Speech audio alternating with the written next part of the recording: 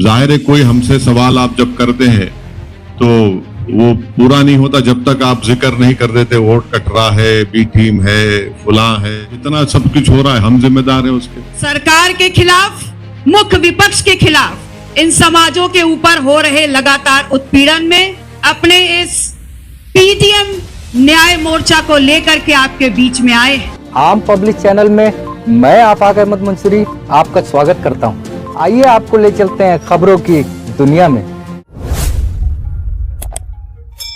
सत्तारूढ़ दल के राष्ट्रीय जनतांत्रिक गठबंधन एनडीए और विपक्षी दलों के इंडिया गठबंधन की जंग के बीच उत्तर प्रदेश में कुछ छोटे दलों ने मिलकर एक नए मोर्चे का गठन किया है। कुछ समय पहले समाजवादी पार्टी की बगलगिल रही पल्लवी पटेल व कृष्णा पटेल की अपना दल कमेरावादी ने असदुद्दीन ओवैसी की एआईएमआईएम के साथ मिलकर पीडीएम के नाम से नया गठबंधन बना लिया है। अपना दल कमेरावादी की नेता पल्लवी पटेल और ओवैसी ने रविवार को राजधानी लखनऊ में इस नए गठबंधन का ऐलान किया।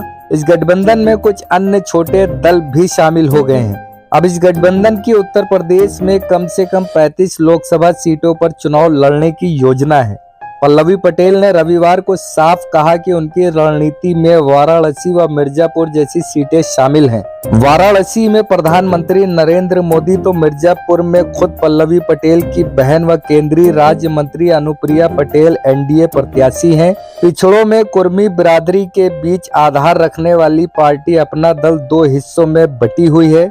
एक का नेतृत्व केंद्रीय राज्य मंत्री अनुप्रिया पटेल के हाथ में है तो दूसरे बड़े की कमान उन्हीं की बड़ी बहन पल्लवी पटेल व मां कृष्णा पटेल के पास है। उत्तर प्रदेश में 2022 में विधानसभा चुनाव में अपना दल कमेरावादी सपा के साथ थी और खुद पल्लवी पटेल सपा के ही सिंबल पर चुनाव जीतकर विधायक बनी थी। बीते कुछ समय से पल्लवी पटेल और सपा प्रमुख अखिलेश यादव में बन नहीं रही थी। पल्लवी पटेल ने अखिलेश यादव पर राज्यसभा व विधान परिषद चुनावों में पिछड़ों, दलितों व अल्पसंख्यकों की अनदेखी का आरोप लगाया था। उन्होंने अखिलेश यादव के पीडीए पिछड़ा, दलित व अल्पसंख्यक के नारे को छलावा बताया था। उत्तर प्रदेश में लोकसभा चुनावों में पल्लवी पटेल ने इंडिया गठबंधन में अपने लिए मिर्जापुर, फूलपुर व कौशाम्बी सीटें मांगी थी। रविवार को ओवैसी और पल्लवी पटेल ने कहा कि उनका गठबंधन प्रदेश में पीडीए, पिछड़ा, दलित और मुसलमान के लिए काम करेगा। उन्होंने कहा कि उनका गठबंधन सरकार के साथ ही मुख्य विपक्ष के भी खिलाफ है।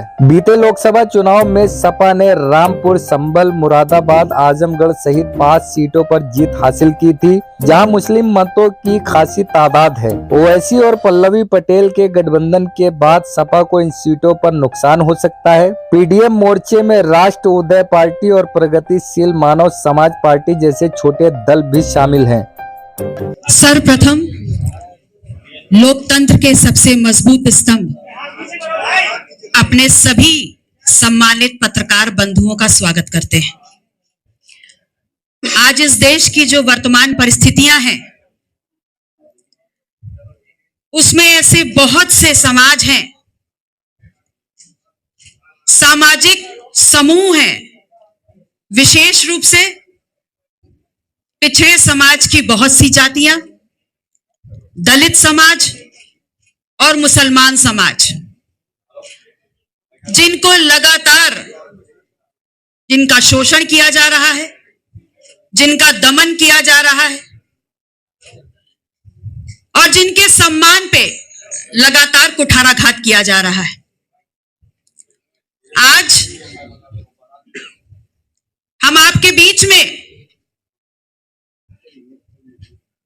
इस समाज, पिछड़ा, दलित और मुसलमान समाज जिनके प्रति सरकार का जो रवैया है और मुख्य विपक्ष में बैठे जो लोग हैं वो इन समाज के ऊपर हो रहे अन्याय के खिलाफ चुप बैठे हैं और उनके जायज सवालों के नाम पर पीछे हट रहे हैं।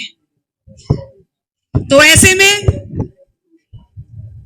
आज हम सरकार के खिलाफ, मुख्य विपक्ष के खिलाफ इन समाजों के ऊपर हो रहे लगातार उत्पीड़न में अपने इस पीटीएम न्याय मोर्चा को लेकर के आपके बीच में आए हैं।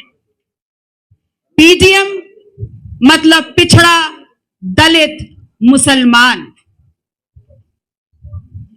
ये वो समाज है जो इस देश में सरकारें बनाता और गिराता है।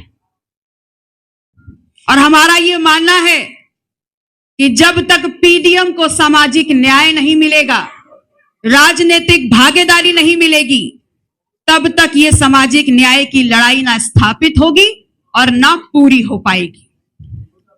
और ऐसे में आज हमारे मंच पर हमारे साथ AIMIM के सदर साहब माननीय असदुद्दीन ओवैसी साहब, अपना दल की राष्ट्रीय अध्यक्ष श्रीमती कृष्णा पटेल जी, राष्ट्रोदय पार्टी के बाबूराम पाल जी, प्रगतिशील मानव समाज पार्टी के प्रेमचंद बिंद। अच्छा, तो 2022 के असेंबली के इलेक्शन में 90% मुसलमानों ने वोट दिया और क्या नतीजा निकला? 90%। क्या हुआ? 90%। हाँ, 90 बोलिए, उर्दू में 90 बोलते हैं, 90 चलिए 90। क्या नतीजा निकला उसमें? अभी हालिया दिनों में मैंने मिसाल दी, मुरादाबाद की मिसाल आपके सामने रखी, रामपुर की मिसाल आपके सामने रखी। ये कैसे हुआ फिर? इसका जिम्मेदार कौन है? ये सब चीजें सामने हैं। अब ये तो जाहिर है, कोई हमसे सवाल आप जब करते हैं तो वो पूरा नहीं होता जब तक आप जिक्र नहीं कर देते वोट कट रहा है, बी टीम है, फुला है। तो आपने माशाल्लाह अच्छी शुरुआत की।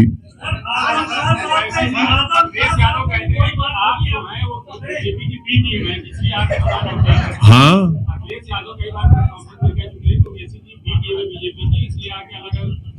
हाँ, इसीलिए तो स्टेशन को हमने टिकट कटवा दिया, इसीलिए तो हमने रामपुर में गड़बड़ कर दी।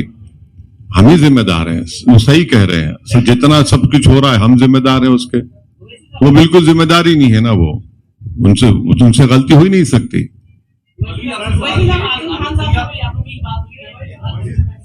नहीं, हर चुनाव में जो सेकुलर पार्टियां होती हैं वो गठबंधन करती हैं, और दूसरी तरफ जो मुस्लिम पार्टियां हैं वो उस गठबंधन में शामिल होने की पूरी कोशिश करते हैं, लेकिन उन्हें दूर रखा जाता है। तो वैसे मुसलमानों की जो राजनीति ये वजह मानते हैं, देखिए, अभी आपने शुरुआत में जो इंट्रोडक्टरी रिमार्क्स मोहतरमा पल्लवी पटेल साहिबा ने कहा है, उसमें वाज़ेह तौर पर कहा गया कि इस समाज की लीडरशिप को कोई बर्दाश्त नहीं करता।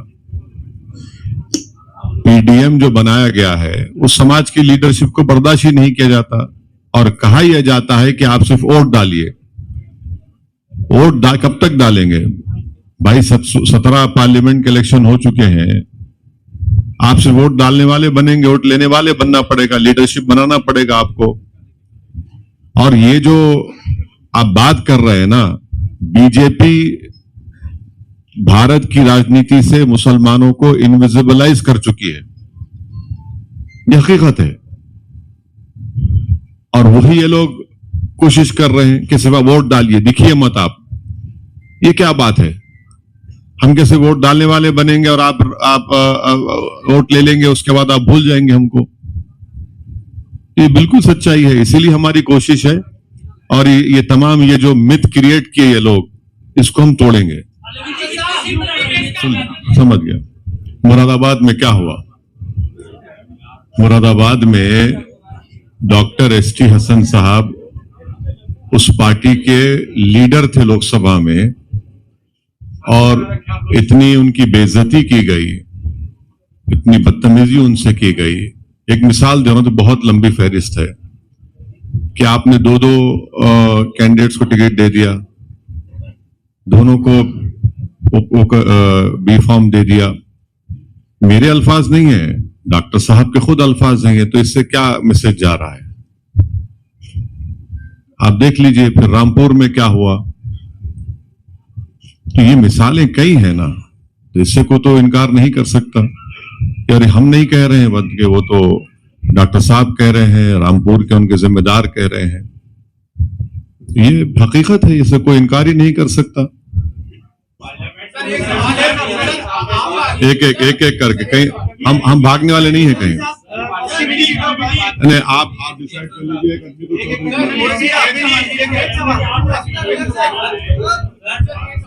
हाँ,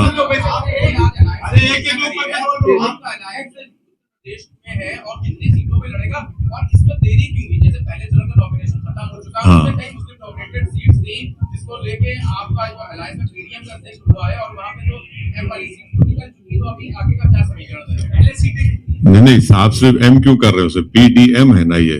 तुम अभी ठहरिए, तो आपका सवाल पार्शली सही है।